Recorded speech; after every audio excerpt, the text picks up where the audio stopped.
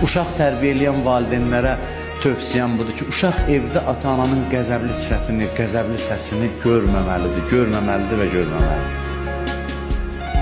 Gündə o oyla bu oyla dalaşacaqsa, ona göz ağardacaq, bununla uşaq nə olacaq mən bilmirəm.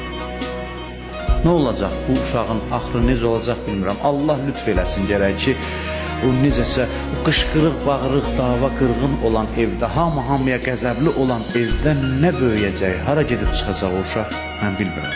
Ən böyük zərbəni uşağa bu vurur. Kişi qəzəblidirsə evdə, həyat yoldaşı onun yanında necə yaşayır, mən bilmirəm. Nələrə dözür, mən bilmirəm. Şəhid də olsa bu kişi, şəhid də olsa, qəzəb səbəbindən ailəsini narahat edən kişi qəbr əzabını mütləq görəcək. Şəhid də olsa. Qadın da elə.